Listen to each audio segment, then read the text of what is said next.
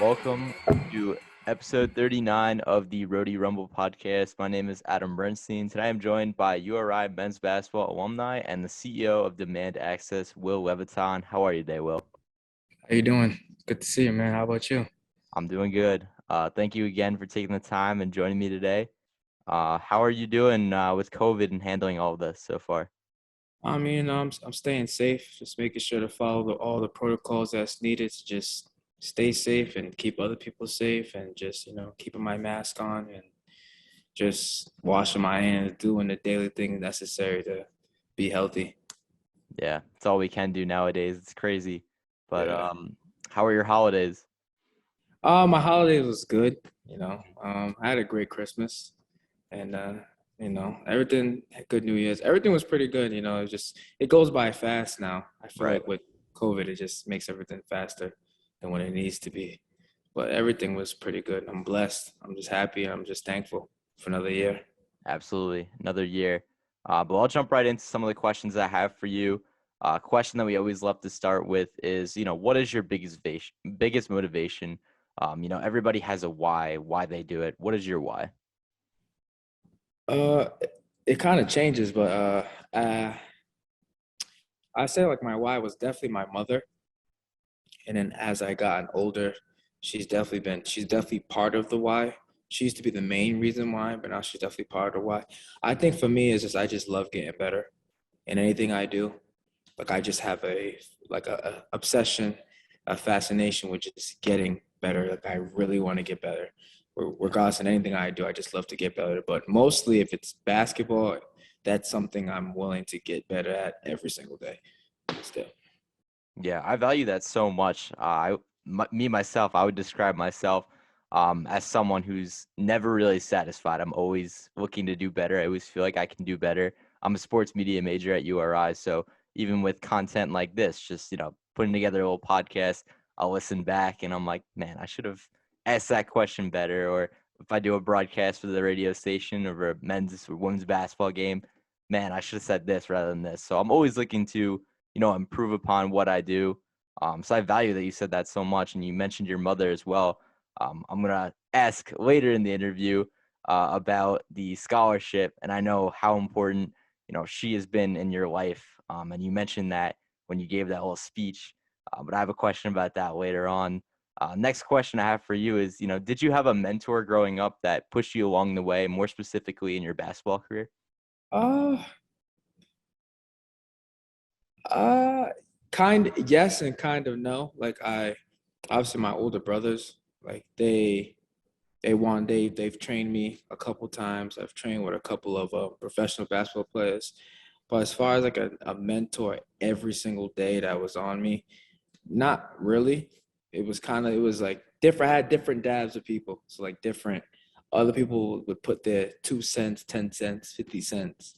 Like I had a mixture of people that would, give me some knowledge and give me some advice. I think for me it was more that I was always asking. I wasn't afraid to ask for knowledge. So even if I didn't have a mentor, I would still ask a lot of questions if I ever came across somebody that was at a higher position than me in basketball. I was willing to ask questions. I didn't feel like I asked stupid questions. I don't believe in that. I was just always trying to learn. And so by doing that, it kind of made up for my mentorship by myself. I kind of was mentoring myself because I was going around asking questions. So it's kind of a little bit of both for me. Yeah, I love that because I think a lot of people, especially basketball players or athletes, they always forget, and we see this a lot at the collegiate level. They always forget that it's okay to ask questions. These coaches, these resources around you, they're here to help you. And I've talked to a lot of basketball players, I've talked to a lot of athletes, and they say that they had a mentor growing up, but they kind of did their own thing, they played their own game, and that's okay. But I love that you gave that answer that you kind of were trying to mentor yourself and always look to be better. Again, that's something I really value. But I want to start with your playing career. You're originally from Providence, so you're a local kid. Coming out of high school, what attracted you to the University of Rhode Island? Honestly, it was like the only option I had. But I mean, because in high school, I won a state championship, but I wasn't the main focal point. I was a sophomore, but I was pretty good at my age, and so I was able to contribute. and help out our championship team. And then a couple of my teammates, they went Division 1. And so I always had the talent level to go Division 1 to play. I always felt that way, but something got in my mind, got in the way of things. And so I wasn't able to get what I wanted the first time. And so URI has this program called talent development. And so I was able to get a little scholarship through that, a little academic scholarship through that. We come to school, you go to school to URI the summer before your freshman year, and you just get a handle of things, how classes would be. And as I was doing that, I still loved the game of basketball. And I said, I'm trying to be a Division 1 player. So it kind of was just like, I'm gonna have to do it here. If I'm here in a Division 1, I'm gonna do it here. And so that's how it came about. Yeah, you made the most of the situation. You wanted to stay local. You committed to the University of Rhode Island. You talked about the program that you joined. And then I love that last thing that you just said. If I'm gonna be here, I'm gonna do it here. And again, we'll talk about how you essentially did that. So in your first year, you played 3 years of collegiate ball, right? Yes. All right. So in your first year with Rhody, that was the year they won the A10 tournament down in Pittsburgh, beating out VCU. Just what was that experience like? And then can you also share what it was like to go to the 2017 NCAA tournament? I believe that was the year they beat Creighton, and then they faced Oregon as well in the second round. So my sophomore year that was the first year we went. It was, my role on the team was kind of like, the energy guy. I Yeah. always had to have energy, but that was the essence of who I am. And so it wasn't just more than just being the energy guy. I would, work out the players like Hassan, EC, Karan Iverson, Stan, Jared Terrell, Jarvis Garrett, Jeff Down. I was the type of player where, because I always wanted to get better for myself, I attracted my teammates to want to do the same. And so I would be the ones, but let's go work out, let's go do this, let's play one-on-one, let's do this. I was like kind of like the basketball freak that I always just wanted to keep playing. And so I was able to gravitate and help my teammates get better throughout the season because I was willing to work with them even when they didn't feel like they wanted to work. So I was willing to work them through the tough times, the good times, the tired times. We just kept working. And so we had a relationship, a strong bond. And so bringing the energy when we started to go on a run with Coach Hurley and Coach Cox, it was kind of like, it was very surreal. It was crazy, but it wasn't something that was like, to the outside looking in, it was definitely like, you're right, so good. I can't believe that they're doing this right now. But the plan, that was the plan. Like my freshman year when I was a manager, like we were leading up to that point. There was some injuries, so we didn't really achieve like we did the next 2 years. But we had a plan. Coach Hurley had a plan. Coach Costa had a plan. And they were very adamant about it. And they spoke life into it. They spoke it to existence that we're going to win the A10. We're going to win the A10. We're going to win the A10. And then the work just came in and we just started grinding and going hard. And so that year when we went to the tournament, like we knew we was going to do this.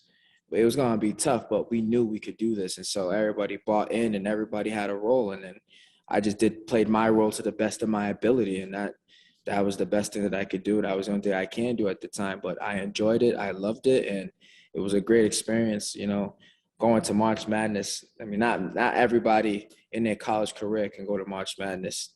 Those who are playing and those who aren't playing, like it's not like that's a blessing in itself to make it to March Madness. That's something like as a kid, you watch and you fill out the brackets. I was filling out brackets all my life. So it's kind of like the fact that I'm here and I'm on a team, it was kind of like, yo, this is nuts. I can't believe what's going on. And so I took it in and then, like I said, it was business as usual and just did what we had to do. And we may have came up short, but the experience of winning the A10 and then beating Creighton and then facing Oregon and possibly beating them. I mean, the team that we lost to in the second round, like they went pretty far. So Right. it goes to show that like we were literally one step away, but it's okay, but it was still an amazing experience. And they say once you go to March Madness once, you want to go back. It's like you want to go back because that feeling is ridiculous. Well, you guys did go back the next year. And I was going to say your bracket certainly must have looked pretty good that year. A couple of upsets. Rhode Island, of course, had an amazing year, as you talked about. But another thing that you mentioned in that last answer was just being the energy guy and, being that valuable asset that the team didn't really know they needed. And, helping working out the guys, training the guys. Um, you mentioned being a manager your freshman year, which I didn't know. But I think a lot of people don't give credit to even some of the bench players and some of the players that come off the bench because they are those energy pieces. And then the next question I have is a great example of that. I loved watching the next year. So in the opening round of the 2018 tournament, the win over Trae Young in Oklahoma. And I just loved watching the national broadcast just keep cutting to you guys on the bench, getting hyped after shot. It's the thing that plays back in my mind is when Fat stole the ball from Trae and then knocked down the three. My dad went to URI. I go to URI now. I'm not from Rhode Island, but I've followed the program the last couple of years. So watching that, I mean, that was nuts. That was Yeah. crazy. What do you remember from that game, or more specifically that year?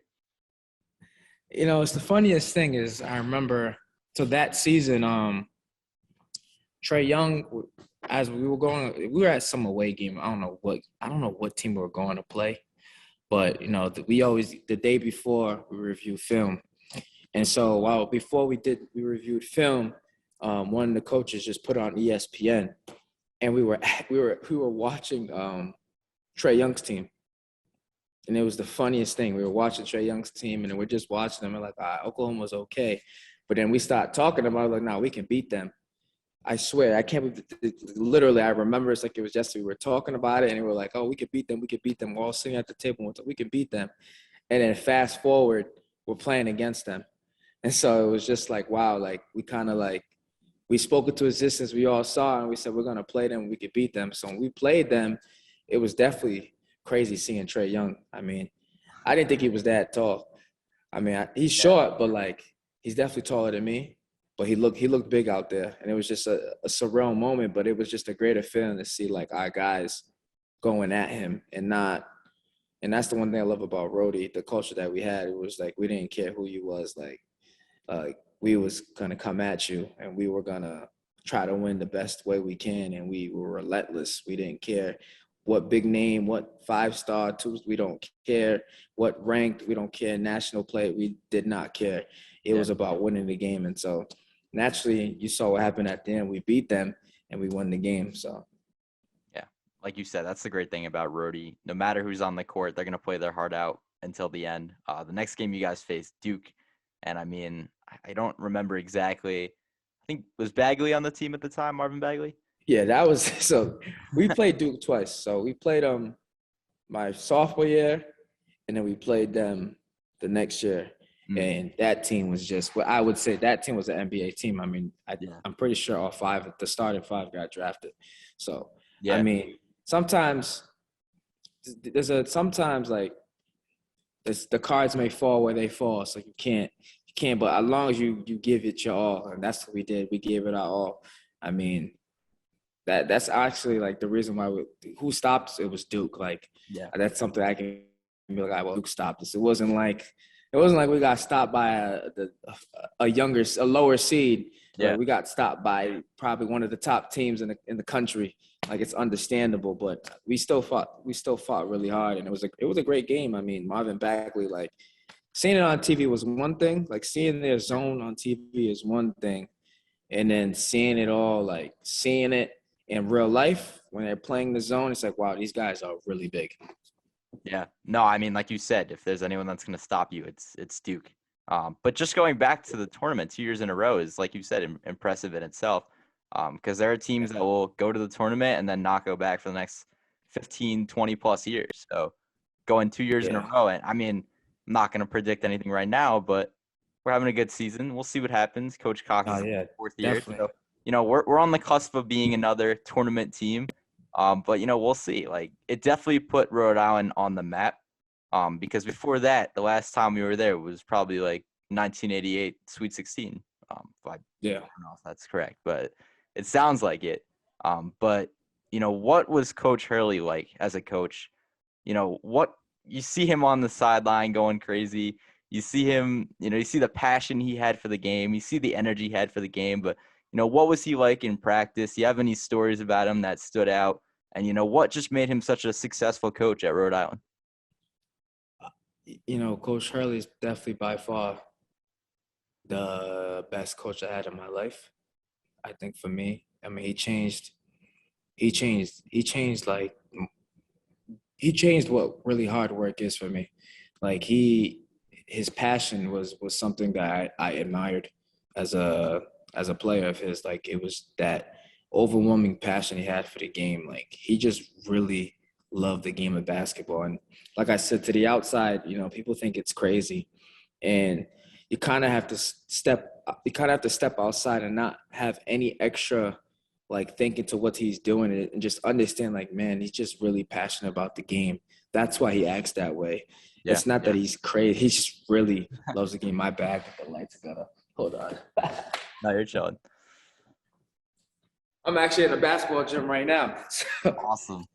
So like I can't leave a basketball gym. But yeah, like he just it's not that he was so crazy. It was just that he was just so passionate about it that it drove him crazy.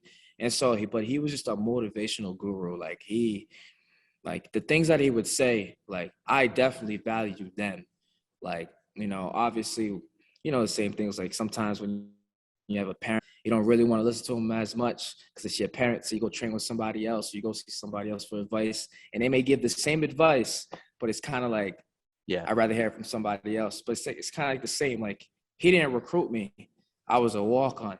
But obviously when he spoke something, I took it very serious. And I could see that sometimes other guys didn't, but I took it very serious. Everything he said to me, I took it very serious. I had to be next to him. My first year, I had to be next to him the whole time in practice. So Yeah. a lot of things that he was saying, he was telling me. And so he's like, you got to be tough. You got to be tough. I just remember one time somebody was injured and somebody was injured. And he just started screaming. He was like, I had to face Allen Iverson with 2 broken bones. Like, I don't want to hear nothing. Like, it was just, he gets so energetic and so passionate about everything. Like, he doesn't miss anything. He's a true professional, Like, when he walks in the room, everybody's on point. Like, he does not do practice mate is at 2. No, you got to be at practice at 1:00. Practice at 2, be in the gym at 1:00 and work on your reps. Like he's all about extra hard work. He's all about chasing the dream. And that, like when seeing him was the most powerful thing in my life. I mean, if I had a different coach, it probably would be different. But seeing him, like what he was doing, how passionate he wasn't even playing. So it's kind of like to see a guy that passionate about the game, that in love with the game, it made me love the game more and appreciate the game more and chase the game more. And he was like one of the biggest impacts of my life, as well as Coach Cox. Yeah. Coach Cox was a little different because he was the man right under. But as I'm admiring Coach Hurley and I'm being motivated, now I'm using that motivation. I'm going to work hard. And guess who's the coach that's always seeing me? And guess who I'm always asking questions to? Coach Cox. Right. Because it worked hand in hand. So I got a little bit of both. It was kind of like it was just an amazing experience. By far, Coach Hurley is the best coach, like for me. And then right under it, it's like literally like right under it's Coach Cox. It's like Yeah. them two changed my life. You saw the relationship that they had with each other and also the team those years. And then just the chemistry as well. I mean, you mentioned it yourself. You're in the gym right now. I mean, you could see the impact that they've had on you as an individual because basketball is still a very important part of your life. Even years after you graduate, you eat, sleep, Oh, and, yeah, I can't leave it. live in the gym essentially, which is amazing. But I do want to go off track a little bit. The most recent guest that I had was Kuran Iverson. And he talked about a story with Coach Hurley, something about him getting really upset because a lot of players were saying how they want to go on to the next level. And he was screaming like, this is the army. Like you guys are part, we're a part of the army. You're getting recruited to the army. You're not going to the NBA. There's something crazy right that, do you have a story, something crazy or something funny about Coach Hurley or just about that year, those teams that stands out to you? Um, um, I'm trying to think. Like, I gotta go back. I would have to really, really, really vividly think about it. I just remember, for me, I remember one time for me, I remember, right? This is when was I a player? I don't know if I was a team manager or a player. No, this is when I was a team manager. This was my freshman year. So for some reason, we was turning over the ball. Like this season, like our team turnovers was so bad, and he was getting upset about it. And so I remember in practice, we're going through practice, and then he was like, "You know what? I'm tired of this." Like he was just tired of you guys turning over the ball. So the ball rack is probably like, say 5 and 5, 6, probably like 12 balls for the practice. So we have 12 Adidas balls. Every time we turned the ball over, he would stop it, grab the ball, and punt it in the Ryan Center. Like literally, like just kick it as hard as you can in the Ryan Center. And so he was like, if we have no more balls, we're gonna be running the whole practice. We were like down to our last couple balls. I remember one of the players got a turnover and the ball came to me and I was gonna bring it to him. He was like, "What are you doing? Kick it, Will." I was like, he's like, "Kick it." And I had to kick it and punt it out. It was so crazy. It was so funny. That was the one thing I remember. Oh, that was so funny. It was so crazy too. It was like, wow, this guy is really serious about what's going on. Yeah, And yeah, that was it. That's one that's story I amazing. have. No, that's amazing. I mean, you see different coaches having these different methods of, you know, adjusting or fixing mistakes in practice, but I think that's the first I've ever heard of that. At least on a basketball court, I hear about punting in football, but not at That the was Ryan Center. like But maybe at Meade Stadium, but not at the Ryan Center. he was like punting that like That's it all. was going into like he was kicking that. I was like, oh my gosh. Wow, that must have hurt, no? Like Not for him. kicking a basketball like that. No, not for him. The thing, this man, he would come into a gym. He would run into a gym as we're stretching, run into a gym, jump up and smack the backboard. He's about to dunk it. Like he would do. I mean, on away games, I was working out before the games. He was working out. We would both be up at like 6 o'clock in the morning. We'd just be working out. And so he's an extreme human being that can do an extreme things, put it that way. That is incredible.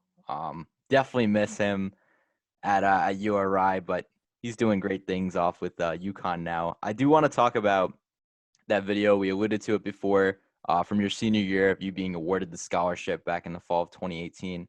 You know, from that speech, you talk a lot about coming from Providence, you know, to URI. You talk about being a walk-on, and you know, just the impact that your mom had. She was in attendance.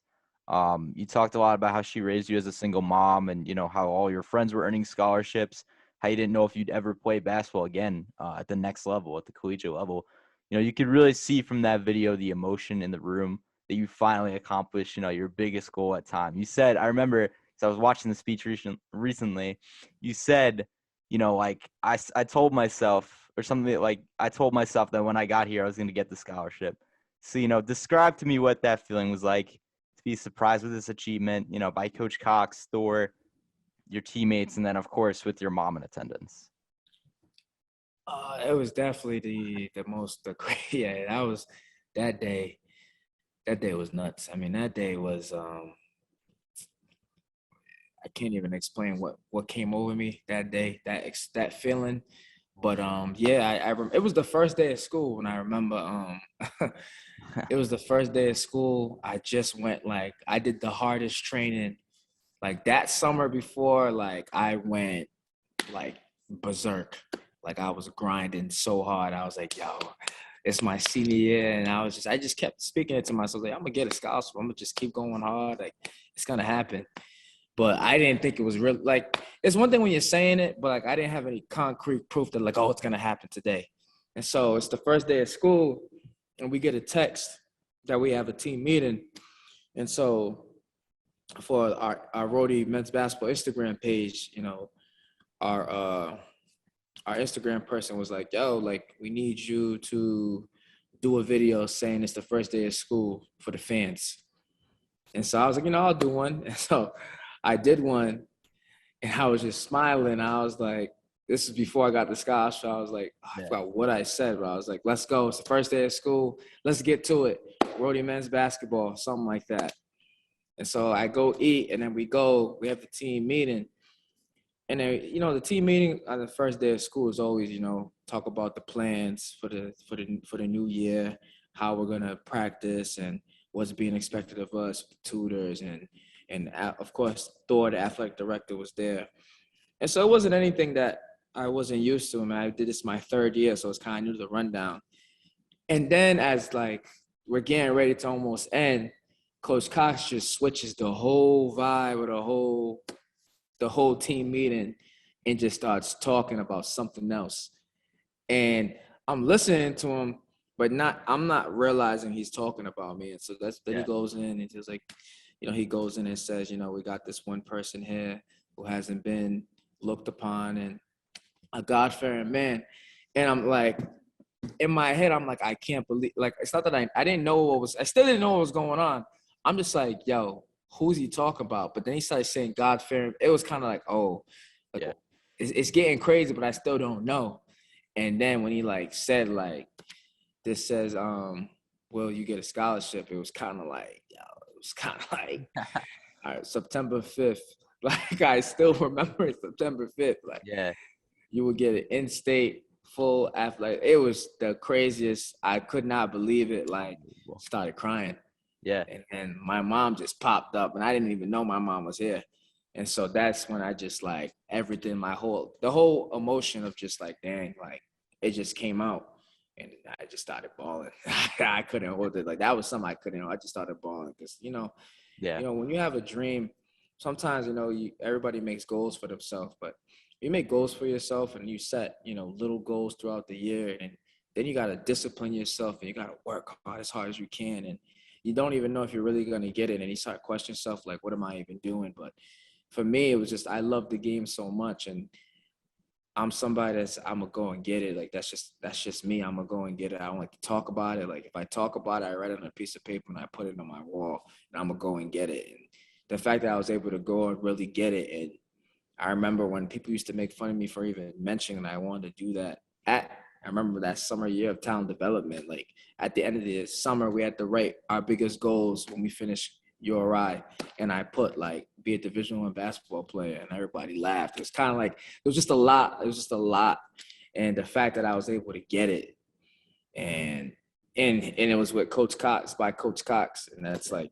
because he saw me every single time I was in the gym. He just happened to stumble upon and see me. So it was like he was the one that gave it to me, and then my mom popped up. It was kind of like, yeah, this is it. Like I can't believe it, but I did it. I really did it. Like I made a goal and I did it.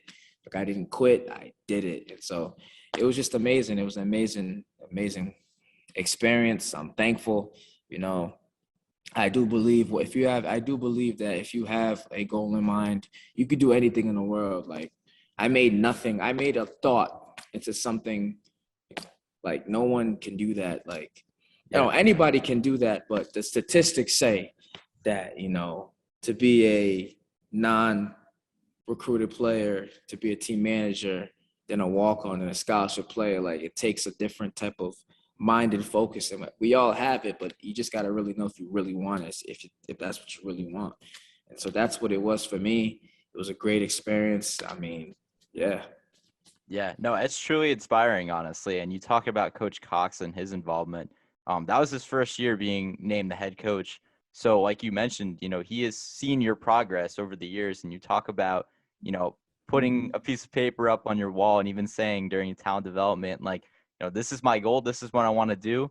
And, there were doubters along the way, but I'm a true believer in, everything happens for a reason. So, you didn't think you'd end up at the University of Rhode Island, but you ended up there.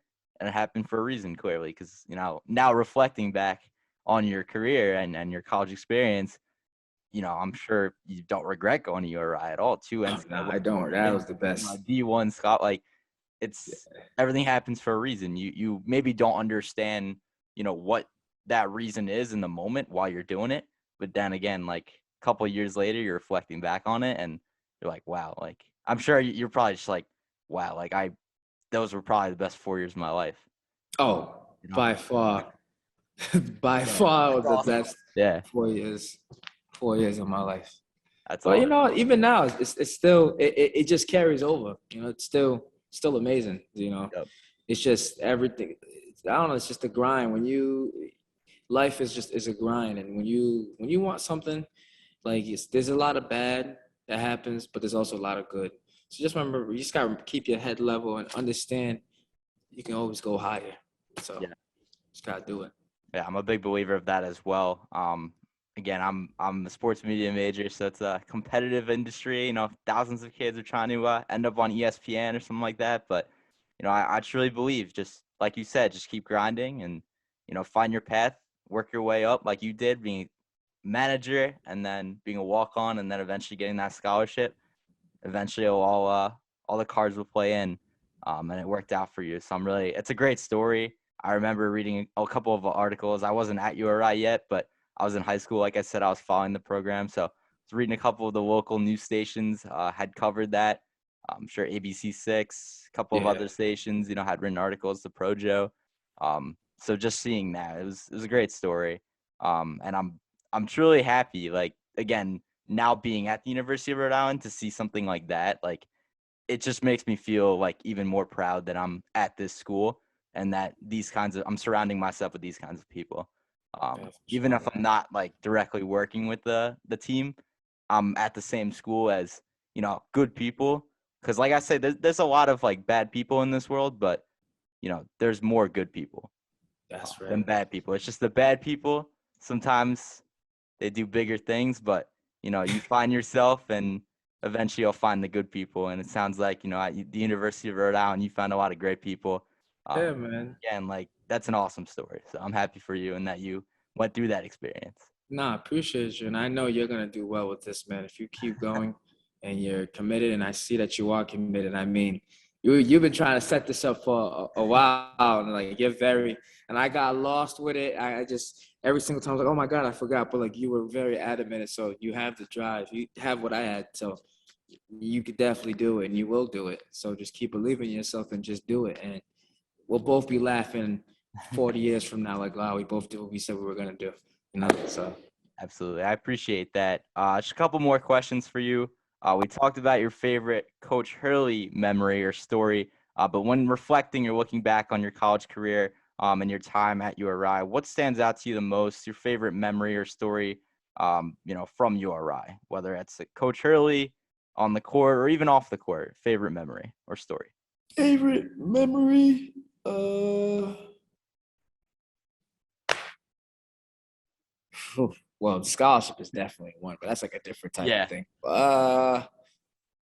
The hmm, I think when I scored my senior night game, between my senior night game and when my best friend Stanford Robinson, when he did the spin move versus Oregon, because it's a deeper when I was doing the push-ups, right? A lot of people was wondering why I did the push-ups. Like they just thought I was doing the push-ups just cause, but Yeah. there's a deeper meaning to that. Before we traveled to Sacramento, I was training Stan, and the move that I was working on with him was a spin move. And so I was like, this is what we're gonna do. If you go this way, you gotta spin. If you go this way, you gotta spin. So we was working out for hours, spin, spin, spin, until he got it down pat. Fast forward, it's Oregon. We're going back and forth, and Stan's is just going berserk in that game. I don't know what happened. Yeah. He just went berserk. And I remember like it was yesterday. It was Peyton Pritchett was guarding him. He just stumbled the other way. Ennis came, he just spinned off him and hit the jump shot. And I was like, oh my God, in my head. And that's when I started doing push-ups. I was like, we worked on that and I was working out. So that was a Yeah. great experience. And then the senior night, like I never had a whole arena scream my name before. So it was kind of like That's awesome. everybody was screaming my name. Like, well, they was crazy. They Yeah. were adamant about it. They were screaming my name and my whole family was there. And I got in and I got to it. I got a bucket, but like it was just like when I got it, I just remember the whole arena just went, it was just like crazy. Yeah. It felt like I made a buzzer beater, but like it just went. The whole arena just went crazy. It was just so loud. I'm looking around, everybody's jumping up, going crazy. It was definitely those two. You talk about these years and, just working with the players on a personal level, training them, coaching them. And it's just making me think, like, how many college basketball players are, you put people before yourself. I mean, you got to work on your own game, but you're helping out some of the starters, some of the role players. And I mean, I could see now, because you're talking about it, why you really worked for that scholarship. And it didn't go unnoticed because the coaches saw it also. But, how many college basketball players are training their teammates and working them out? It's almost like URI had another or an additional coach there, and some of the other teams were Yeah, put at I was an pretty unfair much. advantage. Yeah, I Yeah, mean, for me, I just love the game, and so for right. me, it was like I love the game, and so if you're playing something that I love to play, it's like I cannot like it's weird. Like Yeah, I want to help somebody, and so oh awesome. That's awesome. Like transitioning to that, it's a good transition. I want to talk about your brand, Demand Access. But before that, I do want to say you talked a little bit about Stanford Robinson. I had him on the show a couple months back. Great guy, probably one of my favorite guests I've had on. oh yeah. So that's awesome, that story. And I did have the chance to ask him about the buzzer beater against Duquesne. What do you remember? You talk about being, a hype man off the bench. What do Oh you yeah, remember that from was. that? What do you remember from that buzzer beater? I remember that was like that is another memory I remember. Like that was nuts. It was more.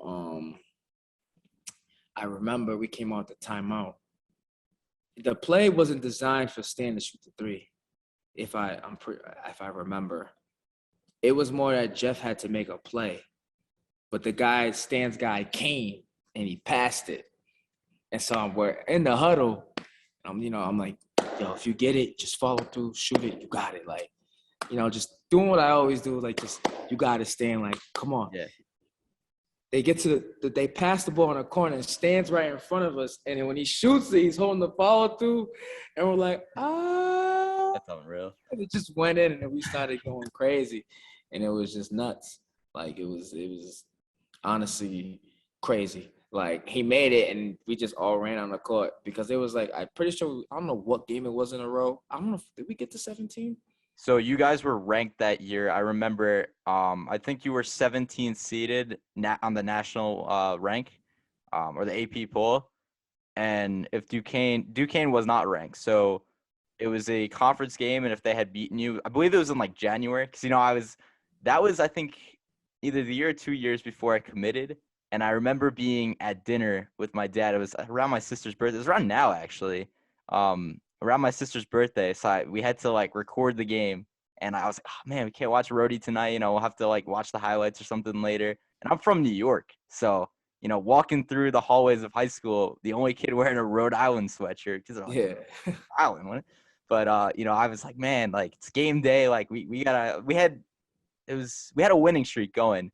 And from what I remember correctly from that play, and he talked about this on the podcast a couple months back, he, I believe, cut around Doughton and then got to the corner, and that was like his sweet spot. He was talking about how he always practiced that, like during practice, like he always dreamt of having a buzzer beater and like Yeah, trying to be in that corner three position or corner three spot and then knock down the three. And if you guys had lost that game on Monday, it probably would have came out and either your rank would have fallen or would have been unranked. So that's yeah, crazy. we won. I don't know if it was we had the record in the country we were undefeated. Like we didn't like we obviously we lost a couple games in the beginning, Yeah. but then we had a winning streak. We had like the third best winning streak in the country at the time. I don't know if did we make it to 17? Or maybe that's too many wins. We made it to it was like 13 wins in a row. 13 or 14 wins in a row. And so like we were getting to the point late in the season where like teams were really trying to beat us, not only because we were ranked, but because we haven't lost a game. We hadn't like lost a game since like December or early December. Like it was crazy. I forgot what winning streak it was at, 13 or 14. And so Yeah. that's why it was so crazy that we won that game, because we were like this close to breaking our winning streak. Yep. You guys, like I said, that game was, I think, in January, mid to late January. Yeah. And the winning streak, I believe, started in early December. So you guys did not lose. Conference play, you guys like, tore it up, almost Yeah. winning every single game. That's crazy. I do want to transition. I talked a little bit about it. I want to ask about your brand, Demand Access. I know you train a lot of local basketball players. I saw you working with, yeah, plug all you want. I saw you working with Sebastian Thomas and Tower Kolick. Um, Yeah. I had both of those guys as well on the show. Kolick is killing it right now in Marquette. I think he's like the Big East leading assist leader or something like that. Yep. But working with local basketball players in Rhode Island area, what else can you tell us about, demand access and, what does that mean to you aside from just training players and working with them? Demand access is shout out to our former strength and conditioning coach, Coach Daniel Marshall. At the time, I was going viral for things. I used to post at the end of the day, like clocking out. And one day he just commented on it. He was like, "You got to switch that, man." He was like, "Don't be cliche." Like he's like, "You got to have your own slogan, something. Like you got to use this to your advantage right now. Like have something, create something from it." And I put demanding access. And I was like, how'd you get that? Well, because I didn't have access to the scholarship that I wanted. So I had to demand access. I had to demand it. And demand it is by working hard. I don't have access to it. So I had to demand access for it. And so that's how I came about. And it was demand access, write your own destiny. And so it's demand access is just like, if you have a goal in mind, doing anything and everything, whatever it takes to get it, like, and writing your own destiny, not letting somebody tell you what you can be or what you can't be. It's you're writing your own story, and that comes from your work, your commitment, your discipline, your perseverance. That's what demand access really is to me. And man, it's not only towards athletes. Like anybody could demand access. A rock star, a guitarist, a pianist, a doctor, a dentist, like anybody can demand access. Anybody can write their own destiny. Anybody. And so that's what demand access is. And, it's just, I train a lot of players now, they come to me and it's everything. It's a lifestyle. It's kind of like, the Mamba mentality, but it's a little different. But, that's actually pretty much, it's kind of like the Mamba mentality. And it is like similar because now looking into the late great Kobe Bryant, like how he thought it was kind of like how I thought. It's just we have a different explanation for it. So demand access is kind of just being locked in, just being going and get it, being your best, and just demanding it until you get it. You're not stopping until you get it. Like if they can't give it to you, you got to make your own way, build your own door, and walk in it yourself. Yeah, that's incredible. First of all, sounds like you were demanding access before you even came up with that term. Yeah. Like leading up to everything and all the accomplishments and achievements that you had, you always sort of had this in the back of your mind. So that's incredible. First of all, I have a couple of rapid fire questions for you, and then one more question to top it all off. So, just whatever comes to mind. Don't think too much into it. But if you could compare your game to any pro basketball player, who would that be and why? Oh, Kyrie. Okay. For sure, Kyrie, because I can work on. Well, now the player that I am now is a completely different player in college. But if I could compare my game now, it's Kyrie. I mean, I study Kyrie every day, and if you Okay. go on my Instagram, like if you notice, like the way that I move, everything is kind of built around how Kyrie moves. So yeah, Kyrie. Sure. Your go-to pregame song. Whoo! Go to pregame song. Yeah, like what do you got playing in your ears for every game? Warming up. I know I have Little Uzi playing. Okay. That's one thing I do know, but I don't know about a specific song. I definitely have Little Uzi playing for sure. For sure. I'm a big fan of Uzi. I love just the last couple albums he's done. Especially Amazing. Eternal Take. I mean, unreal album. Yeah, amazing. All right. Toughest player to guard in warm-ups or just in practice?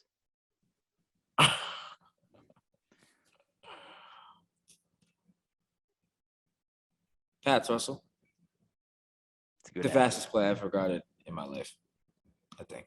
Yeah, he's the fastest player I've ever guarded in my life. Real quick, like what was so special about Fats, like on the court and off the court? You know, He because was a we saw gamer. what he did. Like, what about him? I haven't really asked too much about him with some of his teammates, but you know, what kind of guy was he like? He's a gamer. Like, he's confident. Like, confident. Like, he'll take the big shot. Like, even the fact that he'll take it, like that's hard. Like, he'll take it. Like, he's a confident person. He don't back down to nobody. Yeah, That's that Philly. He has that Philly persona. Like, he don't back down to nobody. And so, like, being around him was cool. Like, he's a cool guy. He's yeah, just got overwhelming confidence. Put this overwhelming confidence, and he's a good absolutely. person. I hope I see him in the NBA, stepping over players like AI did to Oh, Tyrod. not for sure. He's gonna get there. He's He'll gonna get get there. He'll He get there. puts in the right work like he usually does, and he's just focused. He's skilled. He's talented, so he's gonna get there. Going off track real quick, what do you think of Doughton recently and his success in the NBA? Oh, it's amazing. Yeah, For me, it's not. For me, it's not surprising because we still talk now till this day. Like, we talk all the time, and I was working out with him all the time. So it's kind of like to see him now is just like when people were thinking, oh, he's not so much of a scorer, he's not this and that.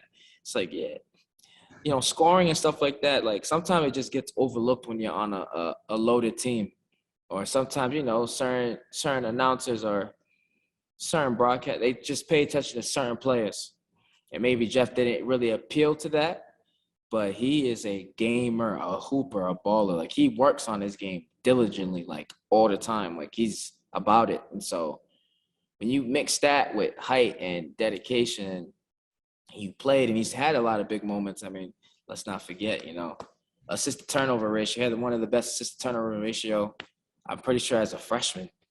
yep. So in the country. I So it's think kind of like in it's history not it's too. not surprising to me. If anything, it's kind of like he's finally getting what he deserves. But he didn't get it all the way yet. But he's starting to make a real name for himself. Like, people are understanding, oh, this is Jeff Dowd. He really is who he is. Yeah, So it's he's doing awesome to great, see.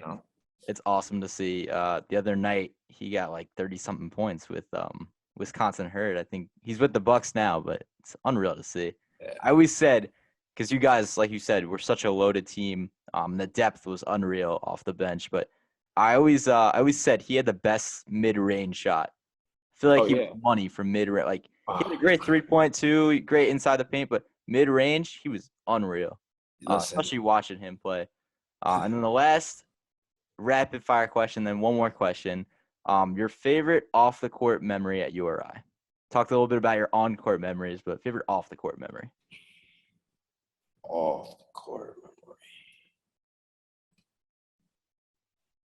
Still pertaining to basketball? Whatever. I mean, yeah. Whether that's like on a road trip, playing an away team, or maybe not so on the court, like something you did on the court, but like an off the court moment during your time at URI.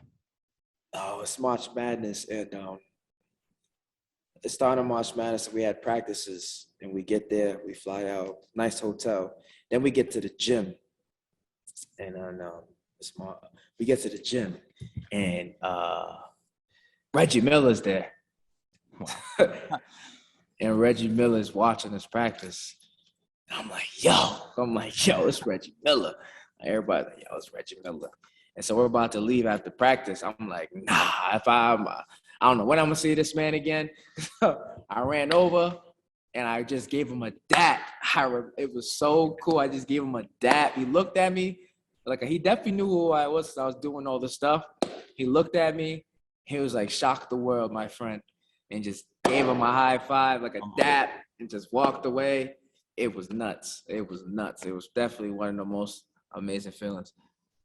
That's unbelievable. How tall is he in person? Looking up at him, like, I shoot. He's tall. He's yeah, very tall. that's awesome.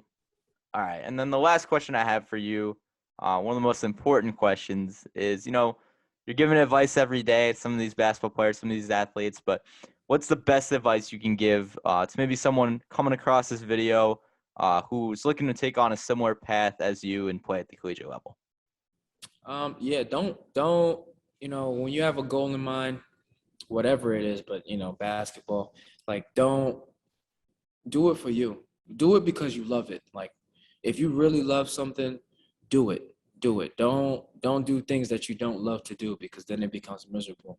Do something that you really love to do and believe in yourself and just keep working and focus. Don't really worry about social media and all that and comparing yourself. Just focus on you. And when you focus on you and you keep the main thing, and you do everything every single day in your power, I'm talking about over 100% effort, 200% effort. I'm talking to the best of your ability.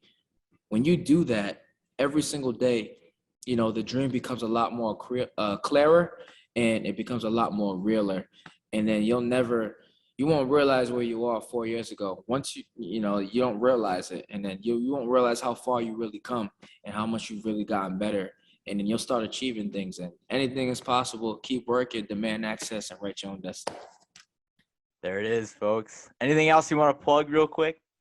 Oh yeah, so if you know me, I have you can follow me on Instagram, demand_access. That's more my brand page. I motivate people. You still get to keep up with me and see what I'm doing. I have a YouTube, Demand Access. That's where you're gonna get to see a more goofy side and just more of Will on a personal level. And then I have my Hooper page, which is demand_access hoops. That is my Hooper page. And then lastly, my TikTok page is Demand Access. And so everything is demand access. We demand access every single day. We write our own destiny and we chasing it. So thank you for having me. Demand access. Will, thank you so much for taking the time. Stay safe. Of course, go Rhody. Press I want for sure, you gon' need 3 promoters. I got the body from Jim Ellis, but I had switched the motor. I got these badass bitch riding around this bitch named all the coders. I just told her make a story. I just bought all the Trojans.